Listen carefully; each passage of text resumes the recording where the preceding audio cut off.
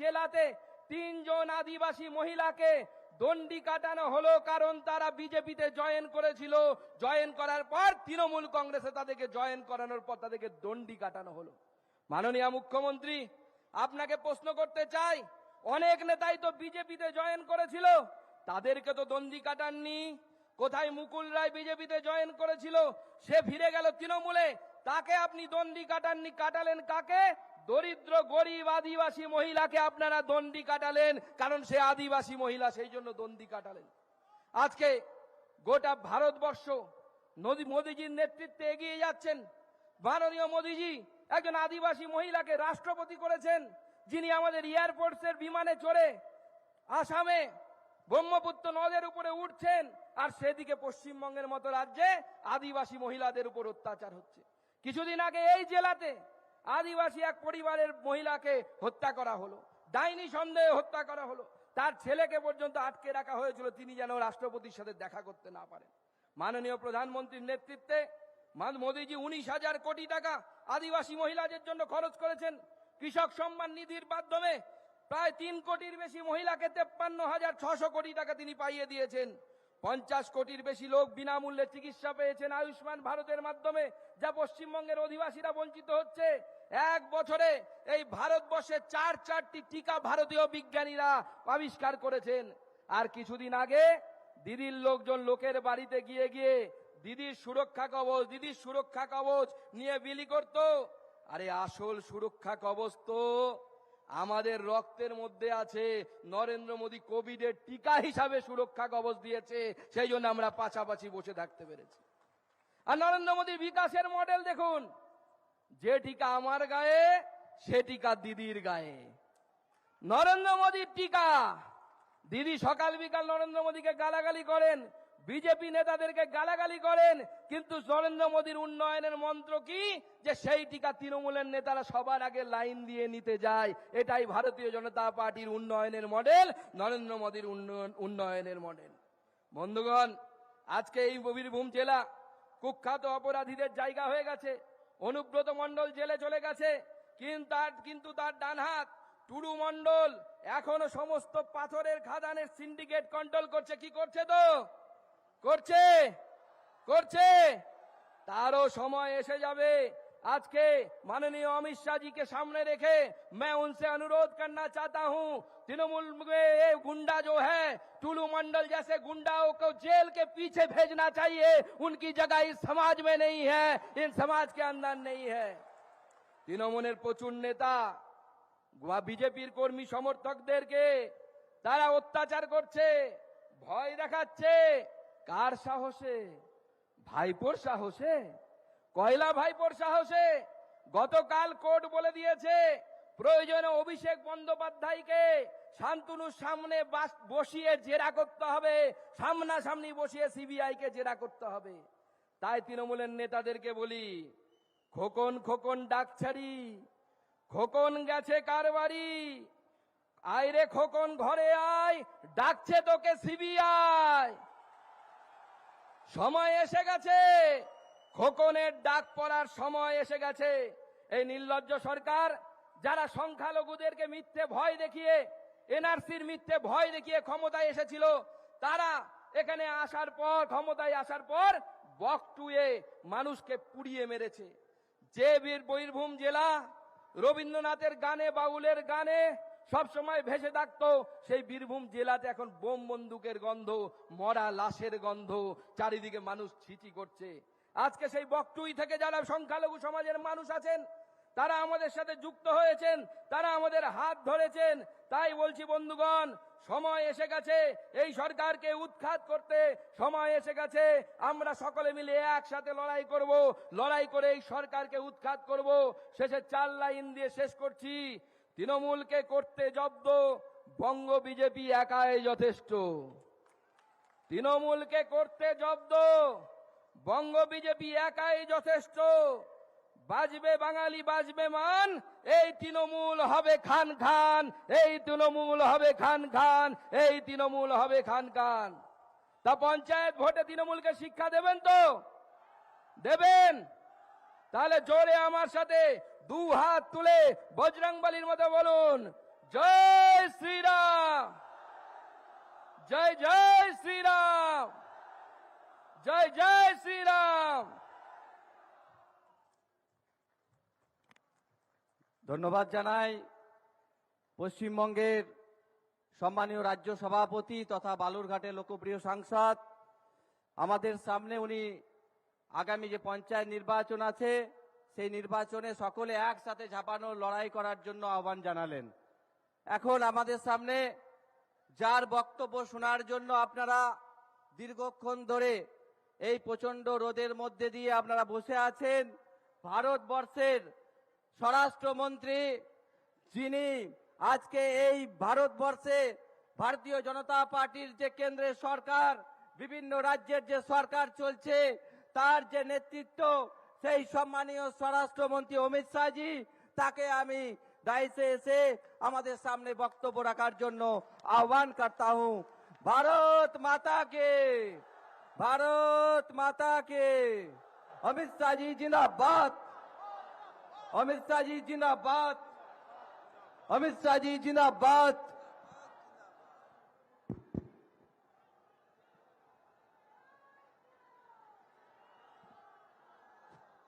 मेरे साथ बोलिए भारत माता की। क्यों भाई, वीरभूम वालों की आवाज को क्या हो गया है? ऐसी आवाज नहीं चलेगी। 24 को मोदी जी को प्रधानमंत्री बनाना है ना? जोर से बोलिए, बनाना है ना? तो मेरे साथ दोनों हाथ उठाइए। मोदी जी को प्रधानमंत्री बनाने के संकल्प की मुट्ठी भींचिए और प्रचंड आवाज से बोलिए, भारत माता की, भारत माता की। मंच पर उपस्थित बंगाल विधानसभा में विरोध पक्ष के नेता श्रीमान शुभेंदु अधिकारी जी, हमारे प्रदेश अध्यक्ष और सांसद डॉक्टर सुकांतो मजमूदार जी, मोदी जी की मंत्रिपरिषद में मेरे साथी डॉक्टर सुभाष सरकार जी, बहन प्रतिमा भौमिक जी, हमारे गृह राज्य मंत्री निशित प्रामाणिक जी, प्रदेश के भाजपा के प्रभारी डॉक्टर मंगल पांडे जी, श्रीमान जगन्नाथ चटर्जी जी, हमारे जिला के अध्यक्ष महोदय श्री अनूप शाह जी, श्री ध्रुवा शाह जी, और आज वीरभूम की इस सभा में आए हुए प्यारे भाइयों, बहनों, माताओं और मेरे जिगर के टुकड़े जैसे युवा मित्रों, आप सभी को जय श्री राम। मित्रों, सबसे पहले वीरभूम की ये जनसभा में आप सभी को मैं, कल बंगाल का नया साल है, नए वर्ष की बहुत बहुत शुभकामनाएं देकर मेरी बात की शुरुआत करना चाहता हूं। पूरे बंगाल की जनता को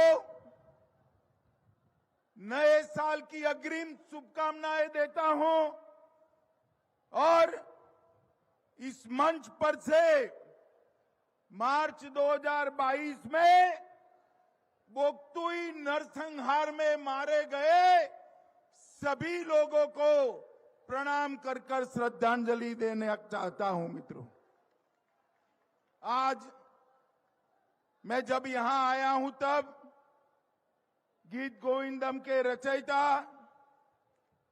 श्री जयदेव जी, चंडीदास जी, इन सबको स्मरण करना चाहता हूं। वीरभूम के बावलों को प्रणाम कर कर, यहां के कबियाल, कीर्तनिया और लोक संगीत के सभी लोगों को प्रणाम कर कर मेरी बात की शुरुआत करना चाहता हूं। माताओं, भाइयों, बहनों, आज 14 अप्रैल है, बैसाखी है। आज 14 अप्रैल है, अंबेडकर जयंती है और अंबेडकर जयंती के निमित्त बंधारण के रचयिता बाबा साहेब अंबेडकर को भी प्रणाम कर कर मेरी बात की शुरुआत करना चाहता हूं। मोदी जी ने 14 अप्रैल को राष्ट्रीय समरसता दिन घोषित किया। 26 नवंबर को संविधान दिन घोषित किया। इसके साथ साथ मऊ में अंबेडकर जी के जन्म स्थान पर शिक्षा भूमि बनाया। लंदन में भी उनका स्मारक बनाया। नागपुर में दीक्षा भूमि बनाया।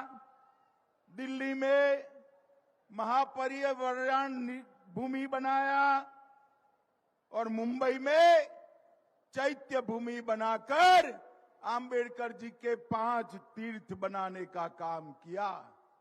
और मोदी जी ने ही देश में पहली बार गरीब घर की संथाली आदिवासी बहन द्रौपदी मुर्मू को महामहिम द्रौपदी मुर्मू राष्ट्रपति बनाने का सम्मान दिया। देश में पहली बार आदिवासी महिला को राष्ट्रपति बनाने का काम हमारे नरेंद्र मोदी जी ने किया है। मित्रों, विधानसभा चुनाव में बंगाल की इस महान जनता ने हमें 77 सीट दिए हैं। भारतीय जनता पार्टी के लिए ये बहुत बड़ी जिम्मेदारी। बंगाल की विधानसभा में हमारे विधायकों के साथ हमारे नेता शुभेंदु अधिकारी जी ये दीदी की दादागिरी के सामने 2-2 हाथ कर कर लड़ने का काम कर रहे हैं। दीदी के भ्रष्टाचार को खुला करने का काम कर रहे हैं। और भारतीय जनता पार्टी बंगाल जो संघर्ष कर रही है, इसी के कारण एक गौ तस्करी करने वाले आप ही के यहाँ के नेता को जेल के सलाखों के पीछे जाना पड़ा है। माताओं, भाइयों, बहनों, आपने 77 सीटों के साथ हमें 38% वोट दिया। मैं आज बंगाल की जनता को कहने आया हूं, 2024 के चुनाव में बाकी की कसर पूरी कर दीजिए। बंगाल में 35 से ज्यादा सीटें भारतीय जनता पार्टी को देकर मोदी जी को प्रधानमंत्री बनाइए। मुझे बताओ वीरभूम वालों, बंगाल में 35 से ज्यादा सीटें कमल की दोगे क्या? जोर से बोलिए, देंगे क्या? मोदी जी को फिर से प्रधानमंत्री बनाएंगे क्या? ये दीदी और भतीजा का जो जुर्म है ना जुर्म? जोर से बोलो, है ना जुर्म? ये जुर्म को हटाने का एकमात्र रास्ता भारतीय जनता पार्टी है। ये बंगाल को संतरास से मुक्त करने का एकमात्र रास्ता भारतीय जनता पार्टी है। बंगाल में घुसपैठ चाहते हैं आप? चाहते हैं भैया? घुसपैठ चाहते हैं? घुसपैठ रोकने का एकमात्र रास्ता भारतीय जनता पार्टी है। बंगाल के अंदर गौ तस्करी चाहते हैं आप लोग? चाहते हैं?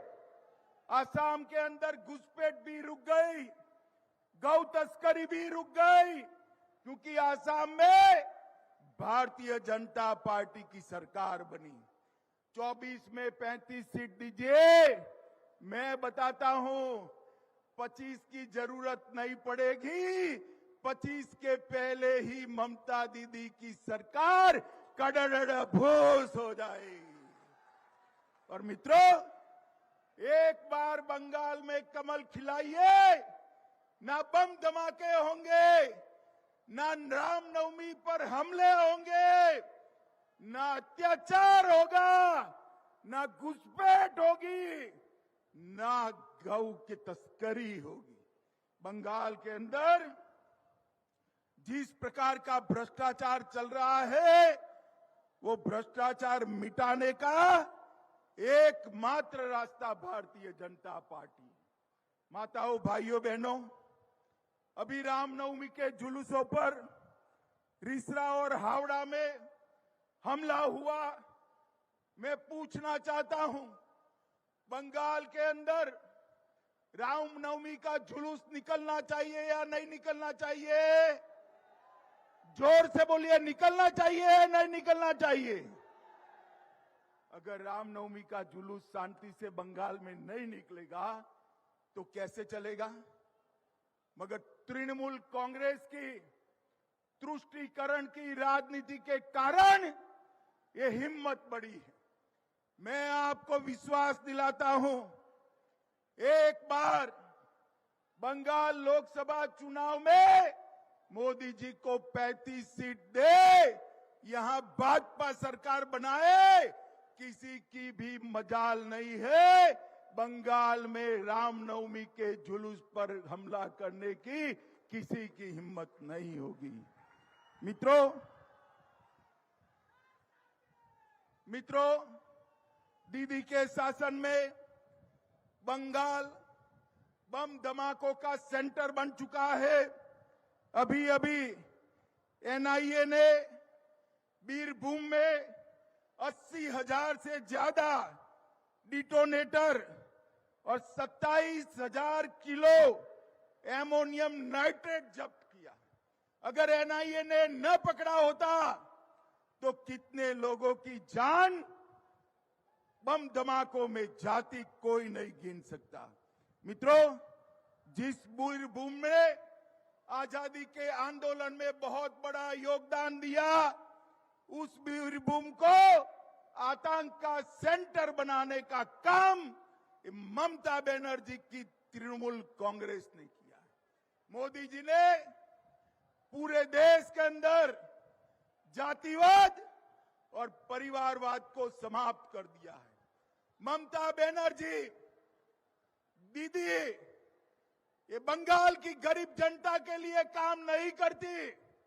उनका लक्ष्य बंगाल की जनता का कल्याण नहीं है। उनका एकमात्र लक्ष्य अपने भतीजे को मुख्यमंत्री बनाना है। बंगाल के गरीब की इनको चिंता नहीं है। मोदी जी जो योजनाएं भेज रहे हैं, वो योजनाओं को नीचे पहुंचाने नहीं देती है। रोजगारी 3 लाख नौकरियां देने का वादा किया था। ममता दीदी हिसाब लाइए, क्या हुआ?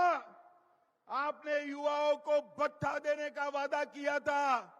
ममता दीदी, बंगाल का युवा हिसाब मांग रहा है, क्या हुआ?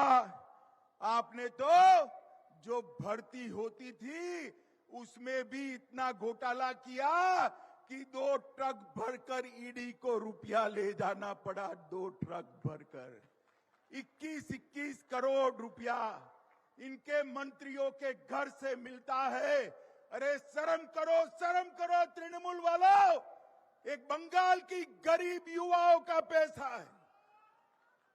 बंगाल के युवाओं को नौकरी में भ्रष्टाचार कर अपने बंगले बना रहे हो, और जब मोदी जी जेल में डालते हैं तो कहते हैं अत्याचार हुआ है। अरे मुझे बताओ बीरभूम वालों, जिनके घर से 21 करोड़ रुपया कैश मिले, उनको जेल में डालना चाहिए या नहीं डालना चाहिए? जोर से बोलो, डालना चाहिए या नहीं डालना चाहिए? अरे ममता दीदी, आप और आपका भतीजा जो करना है कर लीजिए, भ्रष्टाचार के खिलाफ ये लड़ाई नहीं रुकने वाली है। हम भ्रष्टाचार को समाप्त कर रहेंगे। नौकरियों पर बंगाल के युवा का अधिकार है। बंगाल के युवा को नौकरी देने के लिए आप भ्रष्टाचार नहीं कर सकती हो। मित्रों, मैं ममता दीदी को पूछना चाहता हूं, इतने साल से आप बंगाल में मुख्यमंत्री है, आपने बंगाल की जनता के लिए क्या किया? मोदी जी ने 2.5 साल से बंगाल के हर घर में, हर गरीब के घर में प्रति व्यक्ति प्रति माह 5 किलो चावल फ्री ऑफ कॉस्ट भेजने का काम किया है। माताओं, भाइयों, बहनों, मोदी जी जो चावल भेजते हैं, ममता दीदी ठेले के ऊपर अपना नाम लगाने का काम करती है, फोटो लगाने का काम। अरे ममता दीदी, मुफ्त में काहे को फोटो लगाती हो? मोदी जी 5 किलो भेजते हैं और 5 किलो दे देती और फोटो लगाती तो बंगाल वालों को 10 किलो चावल मिल जाता। माताओं, भाइयों, बहनों, 8 करोड़ देश में 8 करोड़ गरीबों के घर में पीने का पानी मोदी जी ने भेजा है और अकेले बंगाल में 57 लाख गरीबों के घर में शुद्ध पीने का पानी नल से भेजने का काम भारतीय जनता पार्टी के नेता और हमारे प्रधानमंत्री नरेंद्र मोदी जी ने दिया है। पहले सिर्फ 50,000 घर में था, अब 57 लाख घरों में पीने का पानी पहुंचा है। 57 लाख लोगों को, लगभग 2,61,000 घरों को पहुंचा है। माताओं, भाइयों, बहनों, कोलकाता मेट्रो के लिए हमने 1,000 करोड़ दिया। चितरंजन कैंसर सेंटर के लिए 15 करोड़ दिया। सत्यजीत रे फिल्म टेलीविजन संस्थान के लिए 63 करोड़ दिया। वंदे भारत ट्रेन 7,800 रुपये की लागत से शुरू की, 411 करोड़ रुपए से 11 नए रोड बनाए। स्वच्छ भारत योजना के तहत 74 लाख घरों में टॉयलेट बनाने का काम किया और आयुष्मान भारत के तहत पूरे भारत में लगभग 55 करोड़ गरीबों को 5 लाख तक की मुफ्त में दवाई देने का काम मोदी जी कर रहे हैं। मगर बंगाल वालों, आपको नहीं मिल रही है क्योंकि ममता दीदी नहीं चाहती कि आयुष्मान भारत योजना यहां चालू हो। मैं आपको विश्वास दिलाता हूं, एक बार बंगाल में भाजपा सरकार बनाइए, 8 करोड़ लोगों को 5 लाख तक की पूरी स्वास्थ्य की सुविधाएं हम फ्री ऑफ कॉस्ट दे देंगे। बंगाल के अंदर 1,08,000 खाली वीरभूम में 1,08,000 एलपीजी सिलेंडर दिए। बंगाल में 52 लाख घरों में उज्ज्वला योजना का गैस नरेंद्र मोदी जी ने पहुंचाया। माताओं, भाइयों, बहनों, विकास का हिसाब किताब लेकर ममता बनर्जी नहीं आएगी। मैं आज आपको पूछने आया हूं, जिनको भारत सरकार ने गौ तस्करी में जेल में डाला, ऐसे नेताओं को आज भी जिला का अध्यक्ष बनाए रखा है। वीरभूम वालों, बताओ, बंगाल में से संतरास मुक्ति चाहते हो या नहीं चाहते हो? जोर से बोलो, चाहते हो या नहीं चाहते हो? बम धमाका बंद करना चाहते हो या नहीं चाहते हो? एक गौ तस्करी बंद करना चाहते हो या नहीं चाहते हो? एक घुसपैठ बंद करना चाहते हो या नहीं चाहते हो? भ्रष्टाचार बंद करना है या नहीं है? ये भाई भतीजावाद बंद करना है या नहीं करना है? मुझे बताओ, ममता दीदी कर सकती है? जोर से बोलो, कर सकती है? हाथ ऊपर करो, कर बोलो, कर सकती है? केवल और केवल मोदी जी कर सकते हैं। मैं आप लोगों के सामने गारंटी देकर जाता हूं, भारतीय जनता पार्टी ममता दीदी के ये हिटलर जैसे शासन को नहीं चलने देगी। ममता दीदी, आप भले स्वप्न देख रही हो, आपके बाद आपका भतीजा मुख्यमंत्री बने। मैं बीरभूम में बताकर जाता हूं, अगला मुख्यमंत्री भारतीय जनता पार्टी का बनने जा रहा है। और मित्रों, इसका ट्रेलर 2024 में करना है। बंगाल के अंदर 35 सीटें जीतकर फिर से मोदी जी को प्रधानमंत्री बनाना है। मुझे बताओ, पाकिस्तान को मजबूत जवाब ममता बनर्जी दे सकती है क्या? अरे बताओ, दे सकती है क्या? कश्मीर से आतंकवाद ममता दीदी बंद कर सकती है क्या? केवल और केवल मोदी जी कर सकते हैं और कोई नहीं कर सकता। और मैं बताना चाहता हूं, ये अयोध्या में भगवान श्री राम का मंदिर बनना चाहिए या नहीं बनना चाहिए? जोर से बोलो, बनना चाहिए या नहीं बनना चाहिए? ये ममता दीदी, कांग्रेस, कम्युनिस्ट इतने सालों से मंदिर अटका कर बैठे थे। मोदी जी ने एक सुबह जाकर अयोध्या में भूमि पूजन कर दिया और देखते देखते गगनचुंबी मंदिर प्रभु श्याम का वहां अयोध्या में तैयार हो जाएगा। मित्रों, देश को सुरक्षित करना है तो मोदी जी को फिर से प्रधानमंत्री बनाना है। देश को समृद्ध करना है तो फिर से मोदी जी को प्रधानमंत्री बनाना है।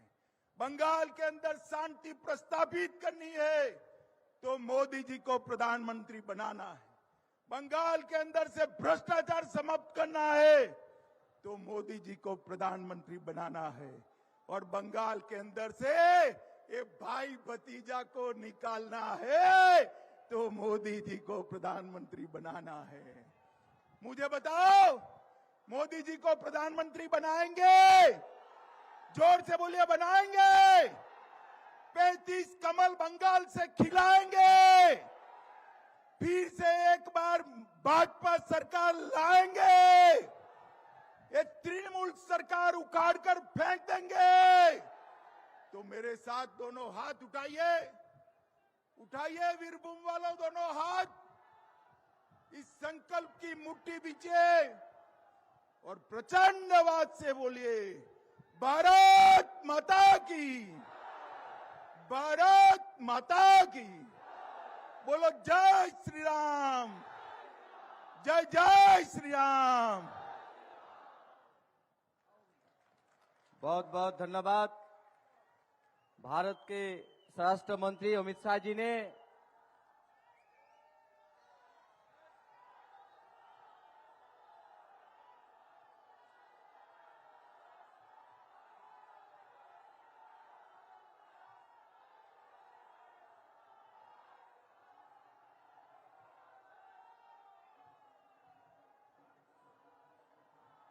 অমিত শাহজিকে ধন্যবাদ জানাই। তিনি যেভাবে এই বীরভূমের পবিত্র ভূমিতে এসে আমাদেরকে এই লোকসভা যে আসন